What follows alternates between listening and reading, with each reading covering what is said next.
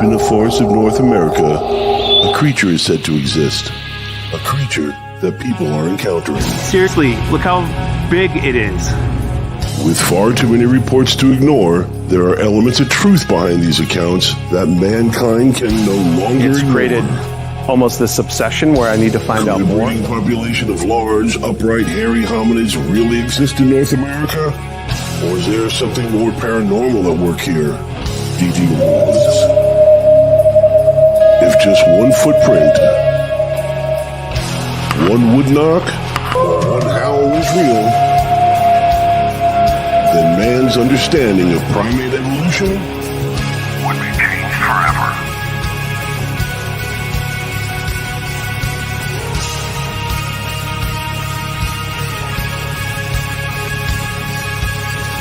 Join GWEN PURCELL and the Catskill Appalachian Research Collective as they delve further into the mysteries of Bigfoot and other paranormal phenomena through the eyes of witnesses, investigators, critics, and skeptics. Join us as we look to discover what lurks from behind tall trees.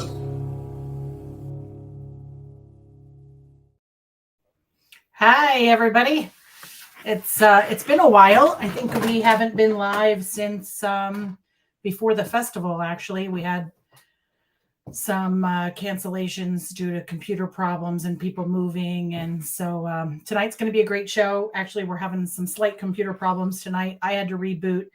Ryan Paul Tremblay, who's going to be our guest tonight, is rebooting.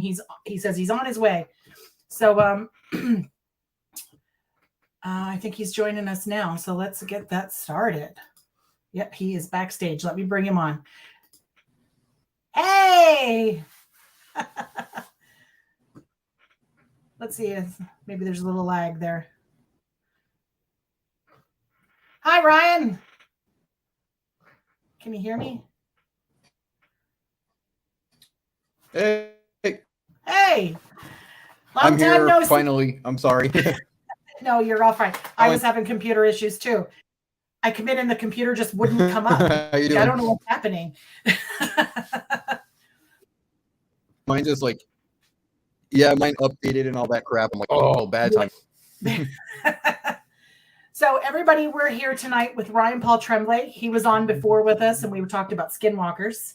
And tonight we're going to talk about the Wendigo, which I'm super excited about because I've been reading some stuff. And you had an interesting post on Facebook today about the Wendigo. Can you start by telling us just what it is? Oh, the Wendigo baby? Yeah. Okay, well, the Wendigo, I mean, it's a Cree Ojibwe belief. It's a spiritual belief. And basically, it covers the cultural taboos of like greed and cannibalism. And they believe that if somebody breaks these taboos, this demonic spirit can actually become one with a human being and possess the human and turn that. It's Oh, I think we're lagging out a little bit here.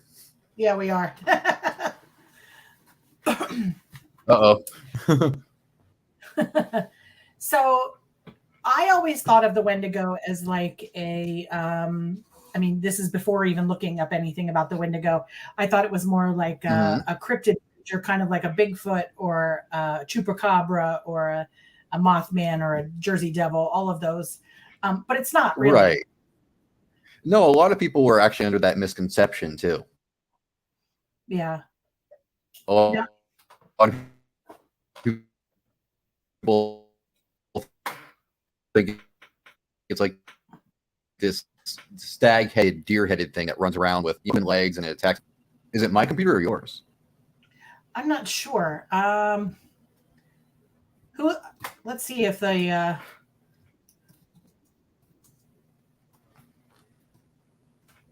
let's ask the audience who is freezing. Because I'm not sure which one. I'll tell you, the computer with the storm that came through on Thursday or Saturday, whenever it was, I wasn't home. I was in Ohio. It's really knocked things out of repair. So, yeah. Uh-oh. Somebody said I'm you're freezing. Yep. Okay. Well, let me try to log out and come back. Perfect. Okay. Thank you. I'm not sure what your first name is, D. Mitchell. We weren't sure who was having the computer problem. I know we had some major. I was in Ohio at Salt Fork doing some Bigfoot research, and we had a really bad storm here, and it knocked some power and stuff out. So it's been kind of choppy on our end for the last few days till they get everything back up and fixed.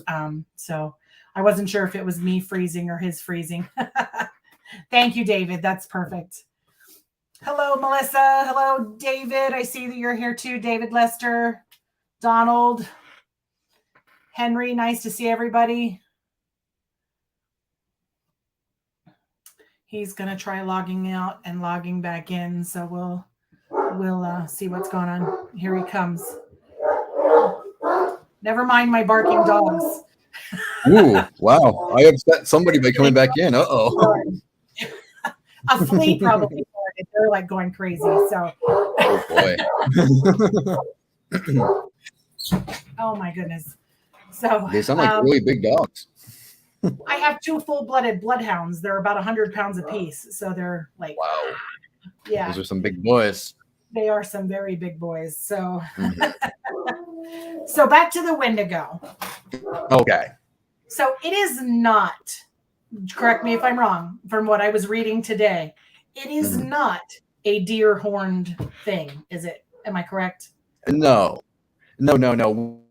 Where that misinterpretation comes from actually is a varying sources here. It's Algernon Blackwood's depiction when he wrote the book The Wendigo. He drew a picture on the cover where it's supposed to be branches coming up from the head. And then people just assumed those were antlers. And plus people interwove Norse mythology with the Cree, Algonquin, and Ojibwe mythology. So it was a hybridization of various cultures. And I think people just thought the stag-headed thing looked really cool. So it just kind of ran with it. But really, I think the actual depiction of the Wendigo looks pretty damn cool, actually. It does. It looks like a vampire, and I don't know why people don't go with that. I don't know. Maybe the horns give it some, maybe it makes it more. Sure. I mean, if you want to throw branches on. Right. Yeah. Mm-hmm. So what is it exactly? Now, is it something like when we talked about skinwalkers, being like an Indian person who decided to go to the dark side and they become kind of like a skinwalker. Is this sort of the same? No, this is more like a dream spirit. They call them Pewaganox, okay? And it's a spiritual entity which they can dream of. And if they have dreams or nightmares of the Wendigo spirit, in the Algonquin tradition, that's actually a forerunner to getting possessed by the trend.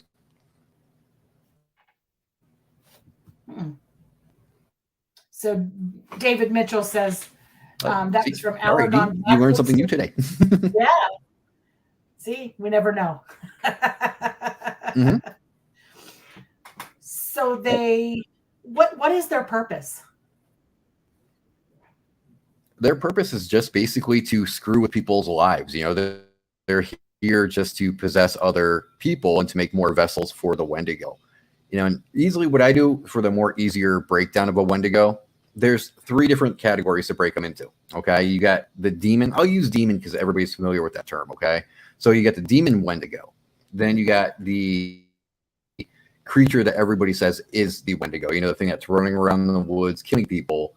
And then you have the cultural psychosis of the Wendigo. So there's 3 different categories for Wendigo here. Interesting. And the cultural psychosis is when somebody, they're having dreams or they're getting greedy or they commit cannibalism.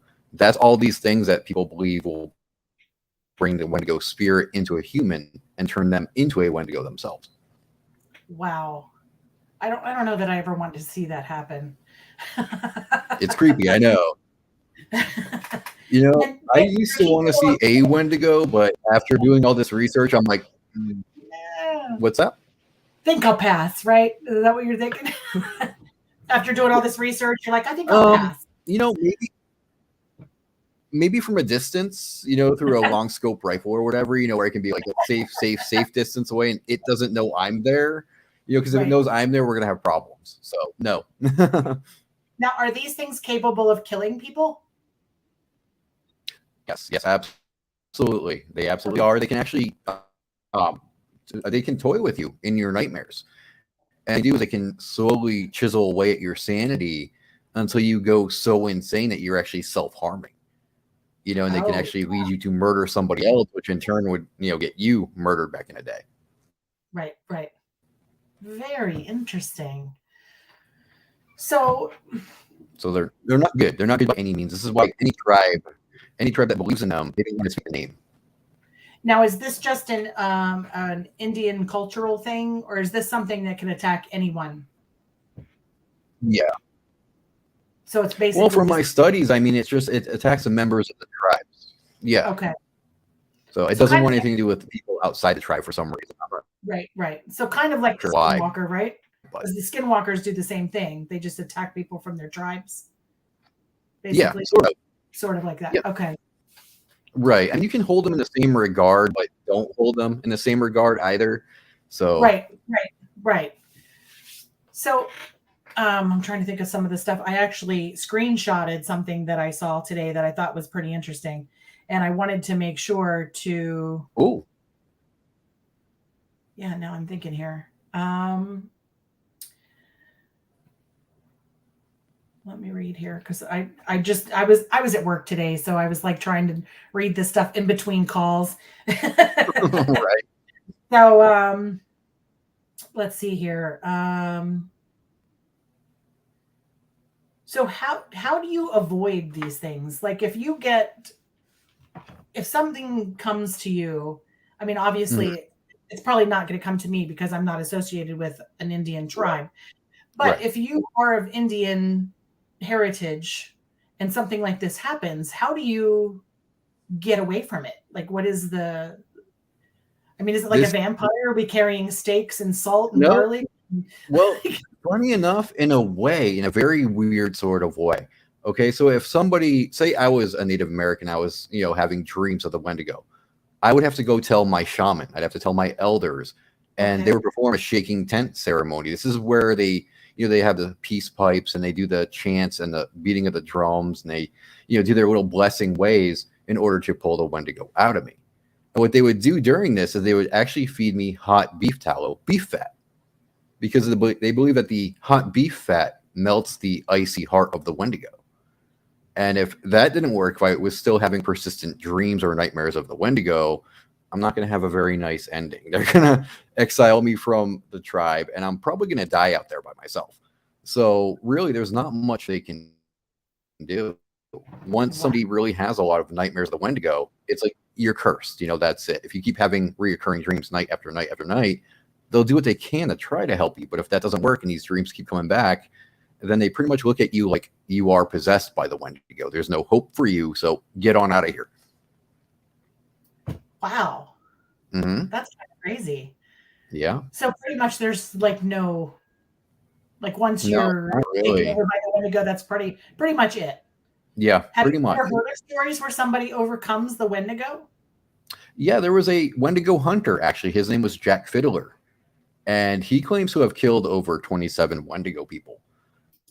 That he would use violence. He would actually go ahead and beat these Wendigo out of people. But whether he was right or not remains to be seen. I mean, that was way back in the day. We don't have proof that it actually worked. Right. But he claims to have killed numerous Wendigo. And, his sons and his grandsons carried on that tradition. And there's no, like, are the native people bound by our laws? Like, can they be arrested for murder? Back in the day, they weren't until the European settlers showed up. And perfect thing to bring up, actually, because, when the Europeans started coming over and we had fur trading companies and we established forts in Canada, they actually came across a man by the name of Swift Runner. And this guy's story is very interesting. It's really dark, but to put a little preface here on what Swift Runner was or who he was, there's mixed stories. Some people say that he was a chief of a Cree tribe that lived along the river. Other people just said that he was a member of a tribe, okay? But he became a fur trader and a guide once the Europeans showed up in Canada. And this guy was big. He was 6'3", and he was very, very stocky. And one winter in December of 1879, he took his family on the normal route that he went on.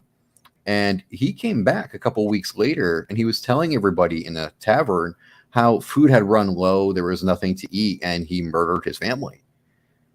And he was saying it very casually, just like, having a normal discussion. Oh, by the way, I killed my wife and kids. How about that? So they were wondering if it was the alcohol. But he kept saying it over and over again that he killed his family, that he was the Wendigo. So his tribe got together, and he led them back to the cabin where he was staying at. And sure enough, yes, his entire family, his wife, his mother-in-law, and his 3 kids had been killed extremely violently. He even detailed how he killed them. He hung them. He broke their necks. And then he cracked open their bone to suck out the marrow. So Wow. they brought him back to the fort for trial. And there was a priest, Leduc, who was talking to him on a daily basis.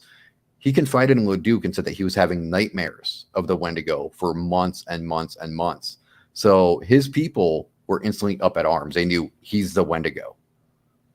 So December 20th, 1879, they actually hung him. And that was their first formal hanging in that Canadian territory. Wow. Mm-hmm. And so if you're possessed by the Wendigo, you can be killed. Yes. Yes. Okay. Unfortunately, with the Wendigo, when you kill the Wendigo itself, you're killing the person. Right.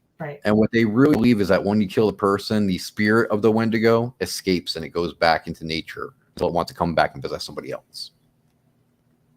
That's pretty crazy. It's scary. It's Crazy. Like I'm feeling pretty safe walking out in the woods, but somebody of any Indian descent would probably not. I mean, how do you know that? Well, with good reason. I mean, they say that when the Wendigo's approaching, that you'll hear its cry, that it'll howl through the wind, and they just know it's the Wendigo because it's such a dreadful, ear-piercing cry that they know, Wendigo. And they believe that if you make it angry, it controls the weather, like thunderstorms, snowstorms, ice. It controls all this stuff, so it can really terrorize your village. That's crazy. Mm-hmm. I mean, I know people that say the government's doing that. Yeah. I mean, maybe it's a Wendigo. Maybe they have a Wendigo somewhere in there. I used to discount the Wendigo way back when. I used to think, no, it's just folklore. But after looking into all the stuff that I have, Gwen, I'm like, ooh, is it really just folklore? Is there really something out there like that? I believe there is. That's really crazy. Mm-hmm. Now, what part of the country? Is this like an isolated thing? Are they everywhere? Like what? Well, they originated in Canada, but some people claim to have seen them in places like Minnesota. But, I don't really take much merit when somebody says, oh, Minnesota. I'm like, nah, I don't think so. But then again, tribes do travel. Maybe somebody of that descent moved from Canada to Minnesota or whatever. And, they had nightmares of this thing and became one of them. It's possible. Wow. Mm-hmm. I gotta say, it's moments like you talking with you, like the skinwalkers and Wendigos, that I'm like, I'm really glad I'm not Indian. Like, I can definitely see that. There were times when I wish I was, because I think they're very fascinating people and they have an amazing culture, and they really do. Their lore and their stories are amazing. And like, I wish that I mean, it's not, I don't know how to say this without being any kind of nasty, but I wish I was a part of that, because they're not very open with outsiders. No, they're not. They're really not. And that's because they know that, people add things to their oral traditions. To them, these are spiritual beliefs. This would be the same as like, them using our form of Satan or even Jesus for stories. We'd be offended, right? Right. So we should show them that same consideration and go, okay, this is part of your spiritual belief. We're not going to just tell stories about it. Now, I've worked in daycare, and we've done the circle thing where you start at one person and you tell something until you go down to the other circle. It's completely not what you started with. So based on Indian tradition, I mean, is that something that changes over time, or are their stories pretty solid from the beginning? Solid. They're pretty consistent, especially if it's handled from like, tribe member to tribe member to tribe member, because these stories are very sacred to them. They're not just stories. They're life lessons. They're things to be learned and held dear, so they don't tend to change the details. They tend to be very specific, very exact, and they don't alter things. It's when people like, you and I come in, too many things get altered, and we shouldn't do that. And that's something I'm very much against. I don't like seeing people take the native oral traditions and just making a creepypasta out of it. I think that's very offensive. Right. And we need to stop doing that. And that's why they don't confide in us. Yeah. And They think, you're not going to believe us. You're just going to make fun of us. And for the most part, they're kind of right. They're exactly right. Mm-hmm. I mean, we've seen it happen with other cultures. Yep, so we have. Why not with that? Now, are these Wendigos, like, I know throughout time, like if you look at different cave drawings and stuff like that and petroglyphs and whatever, there have been things that have, this is a Bigfoot, this is an alien, this is something. Right. So if we were to see something like that, what would we be looking at as far as like a Wendigo? What would they draw? Well, I'd say you have more luck finding the Wendigo masks, because they used to wear masks when they're doing a dance to get rid of one. So you would see a mask that's very skeletal, and it would have the branches upon the cranium. Okay. And it wouldn't be something that you would just look at and go, oh, that's just a person. It'd look more like a skull, and it would be very deformed and have this evil presence to it. Okay. So now you're saying that they would picture them with antlers, but the Wendigo doesn't actually have antlers. No, what right? they're depicting isn't antlers. It's the branches that the Wendigo is said to adorn itself with. So when it goes out in the wild, the Wendigo doesn't become like a furry Bigfoot. What it is it's body hair, and that body hair gets matted with blood and gore and all the stuff out there in the wild, and the branches get stuck to the body. Okay. Yeah, So, it's kind of like a camouflage. So it would be kind of like branches everywhere, not just branches sticking straight up as like horns would be. Right. But the horns kind of add to the whole demonic impression. When you look at a demon, you always picture something bald or something really gnarly looking with curly horns or whatever. So I think they just kind of go, okay, well, it gives the impression. Right. And it is demonic, correct? Yeah. Oh, yeah. Yeah. Really I mean, demonic. a Pelagonok, a spirit, I'd say anything that comes from the spiritual realm could easily be considered demonic by our religious standards. Yeah. Interesting. Mm-hmm. That's very interesting. So what do you say to people that discount? I mean, you have obviously spent a lot of time researching, and I'm sure that you've been in contact with Indian tribes to even get this information. And I'm sure that took some time. Oh, yeah. Build up that relationship to get them to trust you enough to tell you their stories. Yes. What do you say to people that are naysayers and say this is ridiculous and this is? I'm glad you asked. People. Well, what I tell people is we live in a supernatural world, okay? There's supernatural events that happen all the time. And they'll tell you, oh, well, it's not supernatural. And it's like, but it is, though. There's things that we can't explain. We don't know how certain things happen. Right. Therefore, that's the definition of supernatural. So if we can see supernatural events, how are you going to say that a Wendigo can't exist? Or if Bigfoot can exist or Dogman can exist, why can't a Wendigo? Because we don't see them every day? That doesn't prove anything. Right. That doesn't prove anything. So I try to encourage people to have this open mind, not so open that your brains leak out, but open enough where you're going to learn something new and speak to the native tribes like I have. Because when you hear them tell the stories, they say it with such passion that you can't help but believe it. Right. And that's just it. They are very passionate people, and yes. they believe in their spiritual beliefs. Now, if I was Native American and I'm walking through the woods and I hear the call of the Wendigo, so to speak, is that something that's flesh and blood in front of me, or is that going to be like if the Wendigo would come? Is it? Am I going to see it? Am I going to be able to touch it? Am I going to be able to? No, or is it not right away. A mental not thing? Right away. When you hear that call, the howl of the Wendigo, it's almost like a warning, like the Wendigo saying, "Hey, I'm coming." You're not going to know who it's coming for until somebody starts showing the symptoms of becoming a Wendigo. So then that's when you're going to go to your shamans and say, "Hey, this guy's becoming a Wendigo. You should go deal with him." Right. And the earlier the better. Is that the thought? I guess? Yes. Yes. Earlier they get to somebody, the better. Yeah, it doesn't take long. Once a Wendigo takes hold, it's pretty much like instantaneous. Pretty much overnight. Just boom, he went from that person to the Wendigo. Mm-hmm. Now, can that person infect someone else? I don't want to use the word infect, but I don't know how else to say it. Like if you were to be possessed by the Wendigo, is that something that you can then pass on to somebody else? No, it's not Or like it stays vampirism with in that you way. until death? Right. It's not like vampirism where like if they bite you or scratch you, it's passed on. It's Okay. not like that. It's not like that at all. But I mean, if somebody like, say I were to become one and I was trying to recruit you, I could enter your dreams and start influencing you to open up yourself for the Wendigo. Don't do it though. I won't. I like you and all, but I'll cut this relationship. I wouldn't blame you. I'd be like, I understand completely. Does anybody have any questions for Ryan and the conversation that we're having about the Wendigo? I know somebody did ask about the Wendigo really having antlers, and I think in the beginning we were kind of choppy with the Right. things, but I can answer that again. So, no, I mean, the real Wendigo didn't have antlers per se. It had the branches from the trees around it. And the whole antler depiction, the stag-headed depiction, came from when they interwove it with Norse mythology. The Norse were very big on having the stag-headed thing for some reason. And what about the skull of because the pictures I've seen of the Wendigo have like the skull of a deer.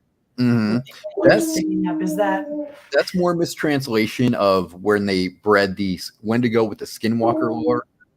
People didn't take the time to get to know what the two were and the differences between the two. So they just kind of amalgamated both of them into it. And that's where you get that one. Now they are a lot similar, correct? There's some similarities, yeah. With the way they talk to people and because when we talked about the Skinwalker, we talked about the Skinwalker kind of driving you crazy. Yeah. And so the Wendigo is kind of like the same thing, only it goes into your brain, right? It goes into Right. And it can you through your nightmares, and it's a really nasty little thing to deal with. That's insane. Mm-hmm. Have you heard of any stories besides the guy that killed his wife and family? Have there been any Indian tales told to you of stories of this? Yeah, actually, there's a guy that I have yet to speak to. I have to get with him and everything, but he claims that he shot at a Wendigo. And the way he described it, and him being Native American, it was spot on. It was spot on. There's no way I could be like, oh, that's not a Wendigo. So I want to speak with him and try to get that story from him. It seems very, very scary. That would be amazing. Mm-hmm. That would be amazing. Let's see here. Rabbit Homesteading says, maybe already stated, but do you believe flesh and blood, or I don't know, ghostly, spiritual, or other dimensionally type creature?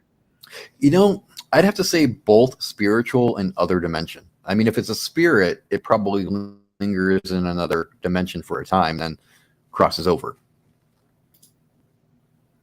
And here we have a comment from Damon. Hi, Damon. Yes. I recall a story about the man that was on the Greyhound bus and attacked by a fellow passenger, nearly decapitating them. And it was claimed to be a Wendigo by witnesses. Do you have any information on that? I do remember that story. Yes, it was funny enough, it was an Asian man, I believe, where he was just sitting on the bus one moment, and the next moment he's trying to cannibalize the passengers with him. And he did actually attack one guy, and he ate his stomach out before they brought him down.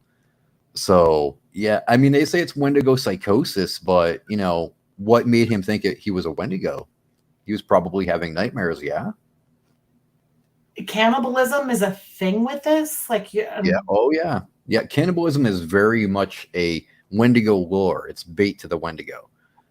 So if somebody commits that act, that's very much forbidden by the tribe. That's kind of like opening the doors to the Wendigo and saying, hey, come in, make yourself at home.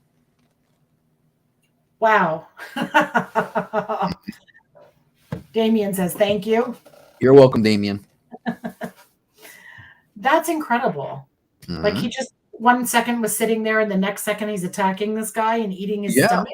Yeah. I mean, I've read the story where he's just casually looking out the window. He's just kind of, looking around, not bothering anybody. Next thing you know, he's attacking the man next to him, eating his stomach.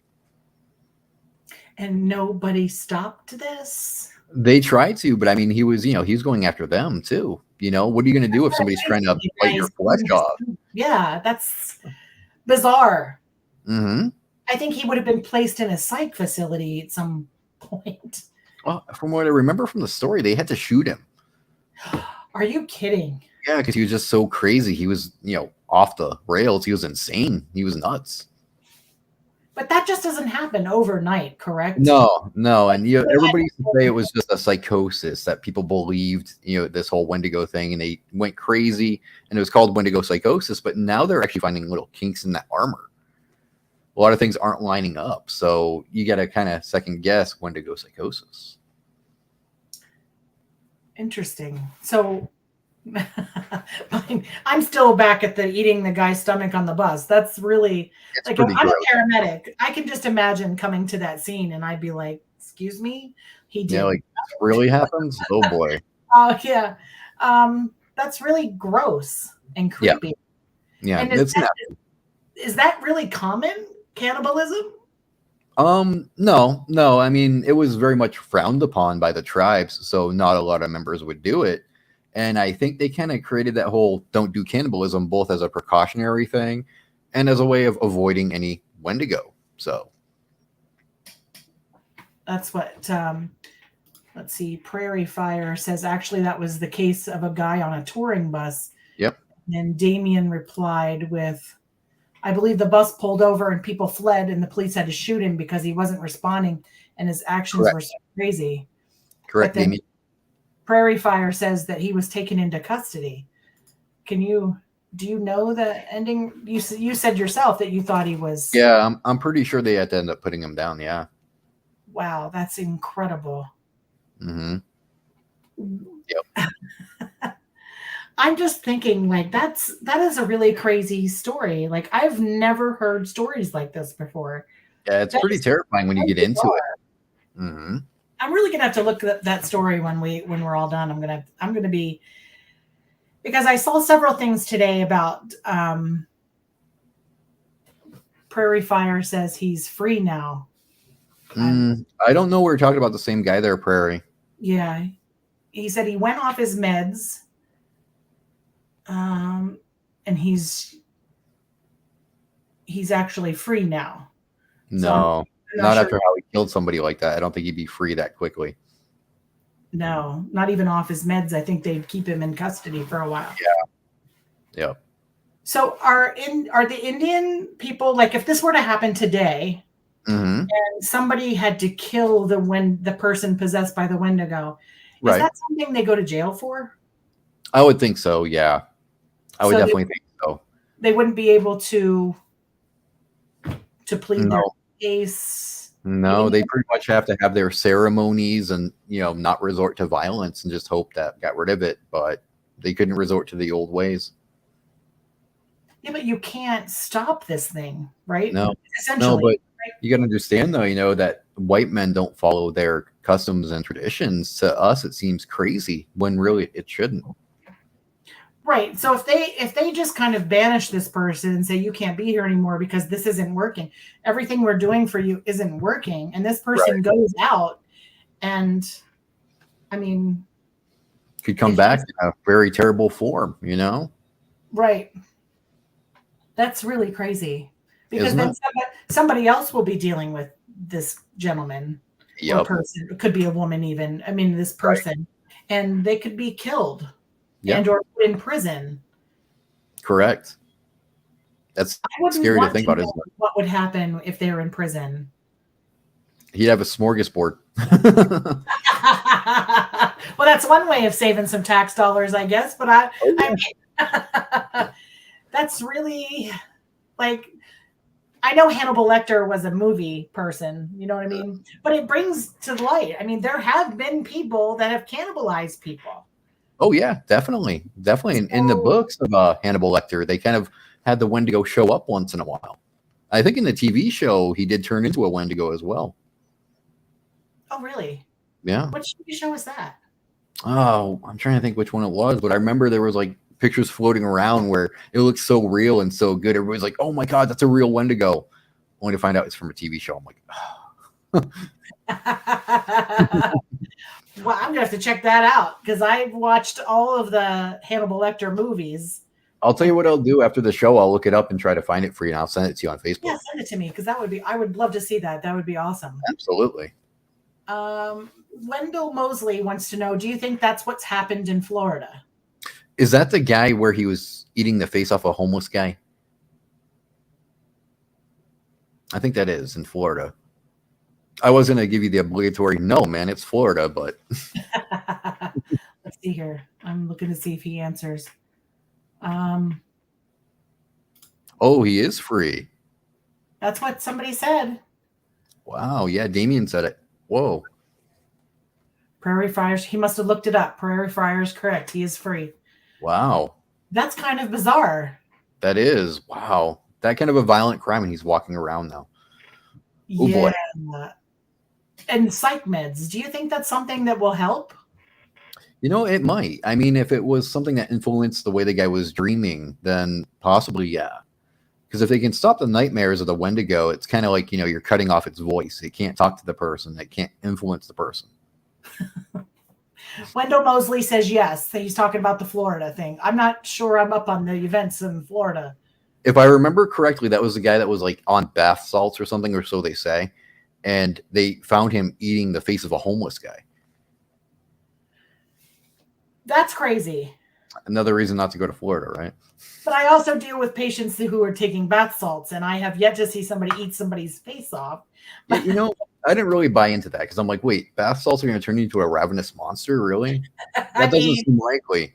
They make you do some really crazy, wild things. However, I've never seen somebody, I mean, I've seen people walking down the road completely stark naked, running down the road because they're on bath salts and they don't know. I had a guy jump out a second-story window one time on bath salts and taking down the street. But eating somebody's face off, that's insane. I've never heard of that. It's like, wow, those are some bad bath salts, man. Are there good bath salts? I'm just asking. Probably not, but those are pretty strong, I would say, to make them just go in, hey, I'm going to eat somebody's face off. Yeah, I'm feeling a little hungry, you know. Yeah. I agree, Damon. I would not want to ride the bus ever again. Yeah, that's why I don't ride a bus. Oh, let's see here. There's a Rabbit Homesteading says, I'm getting older. I need to know what happens if in Florida. Don't go, Rabbit. Don't go, especially with a name like Rabbit. Florida. That's the whole key thing we're talking about here. Especially with a name like Rabbit. They'll be like, ooh, Rabbit. Henry White says Florida meats aged well there. Oh, that's a dark joke. That's with good. the heat, yeah, you're probably pre-cooking things down there with the heat. Oh, yeah. My daughter moved there about 6 months ago, and it's hot. Oh, yeah. It's hot, and it's humid. So, yeah, you could totally cook somebody down there. Oh, I'm sure. And Wendell replied, that's wild, that story. That is pretty crazy. Do you think people that are possessed with the Wendigo are more apt to do drugs? Is that something that they would connect with? You know, that's a good question. I would think not, though. I mean, anything that might sever the connection to the Wendigo spirit, I don't think they'd want to do. You know, so I think if you're already being influenced and possessed by a Wendigo, then, you know, those things are going to be off limits. Is there any time during the period that you are possessed by the Wendigo that you have control of your faculties, that you know what's going on, that you're in control? It comes in and out. It's like one of those things that you would see in a movie where somebody's like a vampire or a werewolf and they're transforming, but then the human side comes out and they're pleading to be put down or whatever. With the Wendigo, it's the same thing. Like, it's a very, very brief moment of sanity, and then boom, Wendigo's back. I think it's almost like taunting the person. I think that's the Wendigo's way of going, no, go ahead and speak, and nope, I'm shutting you up. I would think that would kind of make you look even crazier. Yeah. Oh, yeah, I'm sure, you know, if it makes you insane, like, yeah. Little specks of clarity along all of the craziness. Yep. You probably look like you're losing your mind, which technically you are, right? Those dogs, I'm going to muzzle those things. Do you hear them? Hey, they're joining the conversation. Like I said, a flea probably jumped at the front door and they're like, ah! Meanwhile, my dog's fast asleep. You can see him right I see him. there. Oh, my goodness. Yep, that's Duke right there. Duke, pop your head up. There you go. Hey. So will the Wendigo attack any age? Yeah, actually, it's really interesting you brought that up because there are stories of infant Wendigos. And yeah, an infant Wendigo was actually brought on by a curse. There was a shaman who took a very romantic liking to a younger girl, and he was trying to, persuade her to be his wife, but her father said no, no, no, no, no, no. So the shaman went home and he did the curse on the family. And so this girl was back at home with her mom, and her mom was asleep. Her mom had given birth maybe like a month ago. And so she was upstairs sleeping, and the daughter was tending to chores. And she noticed that it was getting late, that the mom hadn't woken up and wasn't coming downstairs. So she ran upstairs to try to wake her mom up, and she noticed that the blankets on the chests were kind of moving around. When she pulled back the blanket, her younger sibling had already eaten away the mom's chest. So the shaman had put a curse on the family, so the baby became the Wendigo. That's insane. Mm-hmm. And that's gross. You just killed the baby, basically? Because, I mean, what the baby? They did end up killing the baby. Yep. Jack Fiddler actually had to come around, and he had to kill the baby, unfortunately. Oh, that's gut-wrenching. Yeah. Why would... What kind of shaman? Like, because when I think of a shaman, I think of the doctor. Yeah. Why would somebody go to that dark place? Would that not be grounds like to say get out of here? Like, you would think so, but I always liken the shaman to Star Wars. I'm a Star Wars geek. Okay. When you learn certain powers and you know that you can do certain things, there's going to be those people that will use it for good and they'll devote themselves to the good. But then you get the rare few that are like, oh, I can do this. All right, I'm going to use it for myself. And they go to the dark side. So this shaman, apparently he felt very jilted, very insulted. So he used his craft to kind of get revenge for himself. He wanted to see the family suffer for him being shunned. Now, is there a way to prove that he did it? In the story, they knew it was him because he was known for his very crafty persuasion and for being kind of diabolical with his magics. But you would think that would be reasons to banish him from the tribe, correct? Oh, I imagine that, Jack Fiddler confronted him. I'm pretty sure that he got rid of him as well. They don't detail that too much because he was a shaman, I think. They don't like to chronicle the deaths of the shamans too much. Right. Oh. That's insane. It is. It's gross, but... Oh, my gosh. So Damien asked... I missed the beginning of the show. Did Ryan give his background? I would love to hear it if I missed it, but no need to repeat it if I did. We didn't really go into a background, but we can because okay. Ryan's been on our show before. I don't know if you missed the Skinwalker show that we did. So Ryan, I'm just going to let you tell some background on yourself. Okay, well, I'm an all-around monster geek. Anything that's monsters, I love it. If it's got monsters in it, I've seen it, I've read it, I've watched it. So, it's only natural that I fell into cryptozoology, and Bigfoot was my first love as far as cryptids go. I saw the Patterson-Gimlin film and I was like, oh, Bigfoot, and that just made me a believer right then and there. And I think I was only about 7 years old when I first saw that, so from there, I started researching Bigfoot in all the libraries that I was at. I went to my school, I borrowed all the books they had with Bigfoot. And then I started reading more books that had other cryptids, like Chupacabra, the Mothman. Dogman wasn't a thing yet. So, I would watch horror movies and there'd be werewolves and stuff like that. And I was interested in werewolves. And then when the 90s and 2000s came around, I started hearing stories of Dogman. I kind of was like, I don't think werewolves could be real. I was that skeptic. But then 2 years ago or 3 years ago now, I actually had my own Dogman encounter. And that made me go, okay, so Dogman is real. So I started devoting myself to Dogman, Bigfoot. And I noticed that throughout the whole field, they didn't really cover the Wendigo or Skinwalkers in any respectable fashion. So I set myself to that. I want to speak to the natives because I'm here in Arizona, so I can speak to the Navajo and I can get their stories right from their mouths. So it became my mission to get their stories and to share those with other people outside so they can learn the right way. Not that we're, not the whole creepypasta thing, not the hearsay kind of thing, but the actual oral traditions of both the Navajo and the Algonquin, so I can present facts instead of fiction. Nice. Mm-hmm. Thank you for that.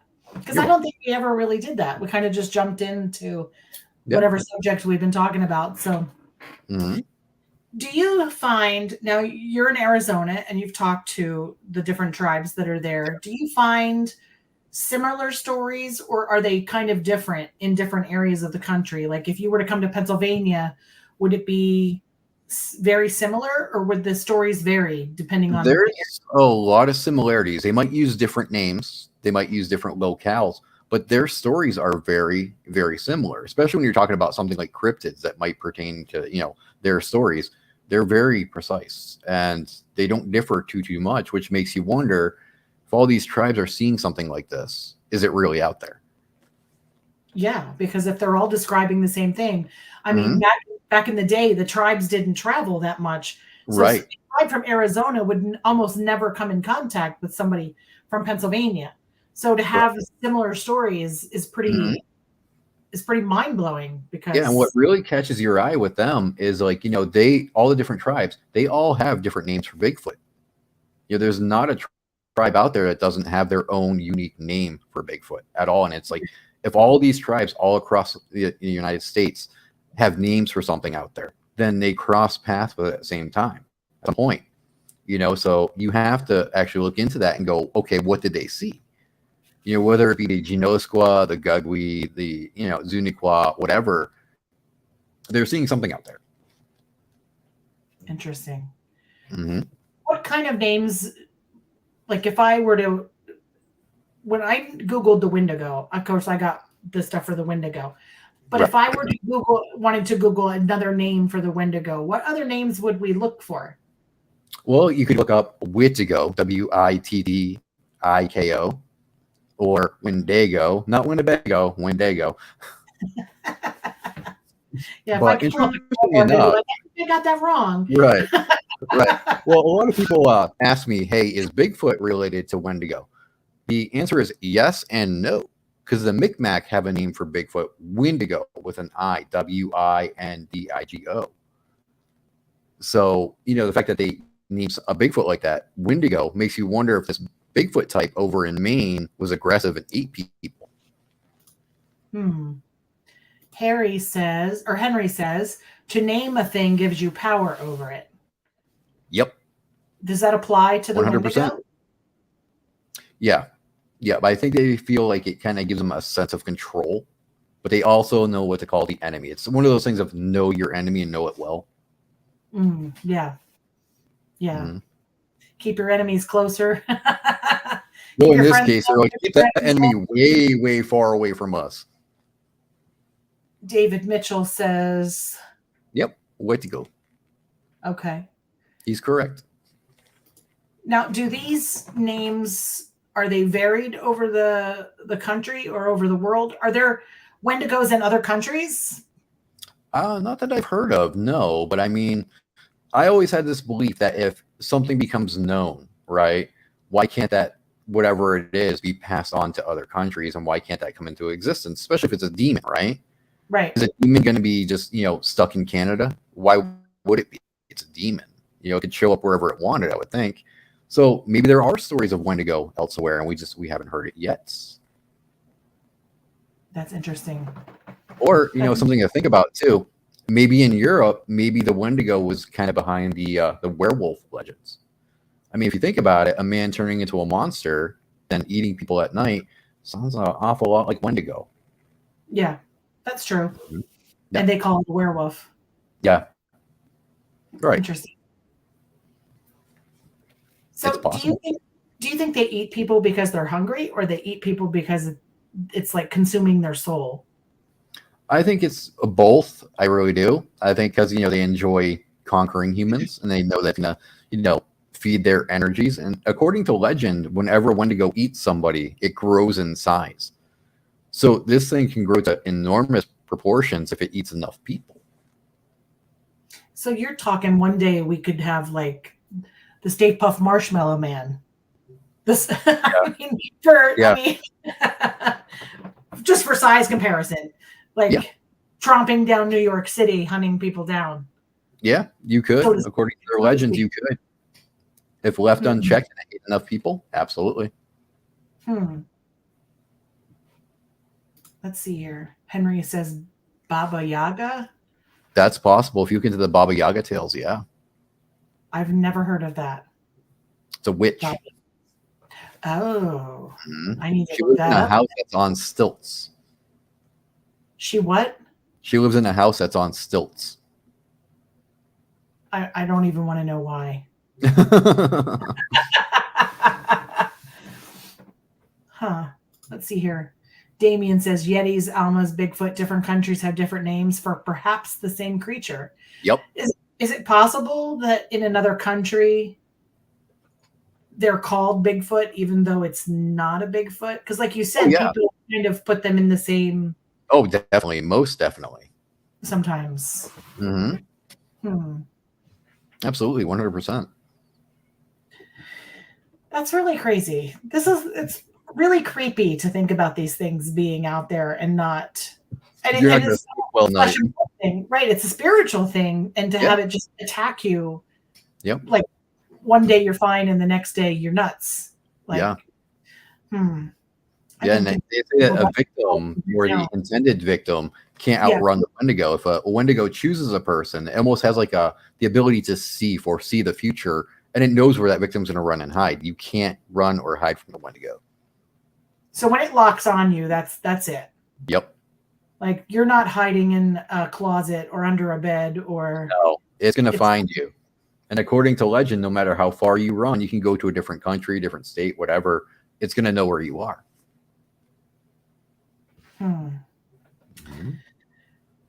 That's very scary. It is. Is this a subject that they teach children as they're growing up? Yeah. Be careful yeah, absolutely. to watch out for to. Yep. Yeah, it's a cautionary thing. So I'd think if you were walking through the woods as a small child and you hear the call of the Wendigo, you'd be like right back to the shaman's house going, "Hey, I heard this in the woods, and I think it's coming for me."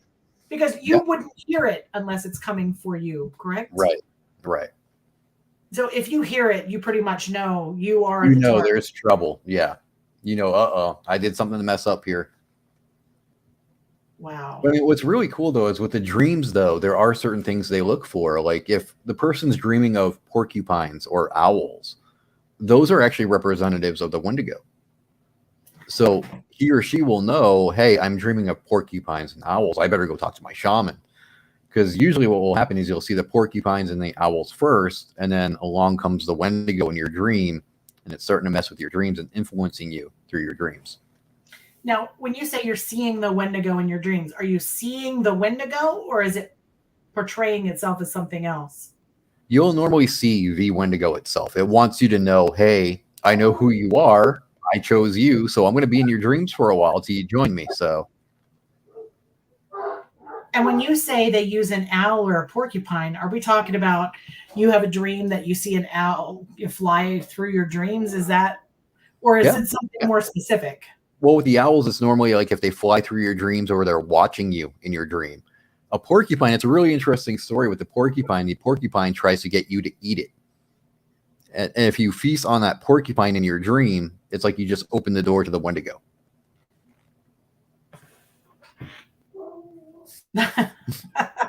Who would eat a porcupine, right? Oh my God. If I have a dream about eating a porcupine, I'm done. Like I don't blame you. I'd be done too. Like at this point, I'm over. Bye. Yeah, I work with a shaman, so don't think for 2 seconds I won't be at his house going, "Hello." You better be. Yeah, don't knock at my door because I'll be like, nah, you go home. Bye. Hey, Ryan. Ryan, I had a dream about a porcupine last night. You're gonna be like, no. Yeah, I'll just be like, I don't know you. I'll just walk away. Oh my gosh, that is so crazy. Mm-hmm. And again, you can't kill the Wendigo itself. You've got to kill the person that's possessed by the Wendigo. Right. I mean, a Wendigo is pretty much like that omnipresent thing. It's always there. It's in nature. It's just lurking and waiting. I know it's a really scary thought to have, but that's how they, present it. So, is there anything you can do to protect yourself? I know because I study. I don't tell too many people this, so this is going to be like a shocker for everybody. But I study Wicca and paganism. Right. Is there is there something you can do to protect yourself? Is there a crystal you can carry? Is there a chant Not or a that spell or something you can create to Not that I protect? know of. I mean, the best thing you can do, simply put, behave. Behave and don't break those cultural taboos, and don't go venturing where you shouldn't venture in your dreams or whatever. Just try to be a good person. So what you're saying is if you are a good person and you do good things, you're most likely not going to get attacked by this thing. Right. But if you have bad intentions, and you dare break those cultural taboos, like if you're greedy, if you're super greedy, or you dare break that cultural taboo of cannibalism, you just kick the door wide open for that Wendigo. So he's kind of doing us a favor. Yeah, kind of. In a very weird way. That's crazy. Mm-hmm. Here, Henry says white ash and other on your bullets. See, that's a skinwalker, Henry. That's a Yinararushi. The white ash won't work on the Wendigo. Huh. What is this white ash thing we're talking about?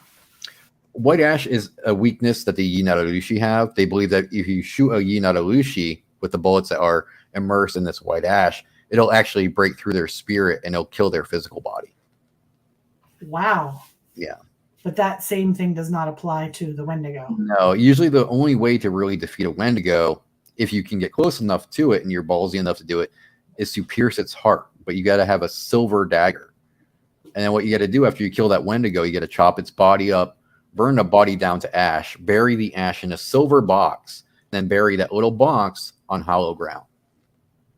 Okay, I was reading something about this today, where you literally have to chop the Wendigo up into little pieces. Yes. Because cutting off its leg doesn't do it. Right. I mean, there's a rumor that they did this to Swift Runner. After Swift Runner died from the hanging, there's different versions of the story. Some said that he was buried with his tribe. Other stories say that they quartered his body and they buried different body parts on different ends of the state. Wow. Yeah. And that's to keep the thing from coming back. Correct. From remanifesting, I guess you could call it. David Mitchell says Paul Levy has several books dealing with the Wendigo. I hope I'm saying that right. Psychosis. Yep. And he talks about how he thinks of defeating or challenging the Wendigo spirit. Oh, I don't know if I'd be brave enough to challenge the spirit itself, man. No, thank you. Who is this Paul Levy? Do you know who he's talking about? He's a good author. Those books are ones that I would recommend to you, along with Chad Lewis's Wendigo Lore. Pick that one up. That is a fantastic book. Chad Lewis just knocked it out of the park with that one. Now, are these authors their tribe members? Are they? No, oh, they're not. Okay. They're just researchers that know a lot about their craft. Nice. Okay. Interesting. Mm-hmm. That's very, very interesting. I've learned a lot because it is a horror movie. Mm-hmm. Like, why is there not a Wendigo horror movie? Well, there was Antlers, but I don't think that was really a horror movie, so to speak. That was kind of a thriller. Antlers. Mm-hmm. And that was about the Wendigo? Yeah. It's a weird movie. It's a very slow burn, and I don't know if you'd really like it because I'm sure you're talking about like a monster feature kind of movie, right? Well, anything. I love thrillers, so... You might like this one, but I do think, yes, we need one of those movies where it's like balls to the wall with a Wendigo, where it's killing people left and right, and there's that hero that comes along the day to save it, and we'll see. And then we're going to have everybody running around thinking they're going to save the Wendigo or save the Wendigo. Right. Oh, that'll be insane. That'll be the next strange craze that comes out. Oh, I hope not. That's what I'm hoping to avoid. I don't want people just taking these oral traditions and making a mockery out of them. I think it's so wrong that we do that. Right. Absolutely. Because I think I know in our area, way back in the day, we had Susquehannock Indians here. Yes. They lived just outside. I live outside of the town that they inhabited. And they walked through my backyard to get to the next town. I did find a map that had their trails. Oh, wow. They literally walked through my backyard to get to the next, to get to Shamokin. So cool. It is very cool, but that's all I can find. Oh, wow. Because the white man came and dispersed the tribe, and they broke up and went to all different places. Yep. So I've been trying to find the stories of the Indians that lived here, but it's impossible. I'm having who you might want to talk to, and it's a little shout out on my end here too, because he taught me a lot. William Nighthawk. Yes, I'm friends with him on Facebook. Yes, he's a Lakota shaman and elder, and man, does his knowledge spread far and wide. He always blows me away, that guy. I might have to get a hold of him and reach out to him, because do it. You won't regret it, man. You'll love it. From the Susquehannock literally went in all different directions. Some went to New York, some went, all different places. And there was a gentleman that was speaking like at the college, but he just passed away. Oh. And I'm just like, oh man, like if you can get William on, man, you're gonna love it, Gwen. He's just so knowledgeable. He's amazing. I might have to ask him about coming on the show and just having a conversation about these things, because I find Indian stories, their lure and their tales are just amazing. They're beautiful. Love them, and I would love to hear tales and their stories from this area. And I would love it. I would be so humbled to have somebody the stories. I'll have to reach out to him on Facebook. Absolutely. Absolutely. Well, I want to say thank you for joining us tonight, Ryan. It's my pleasure. I love talking with you. You are just so full of information and stories. And thank you. And I know that you got these stories from the Indian people, and I know that you respect their stories and their lore, and that warms my heart, because good.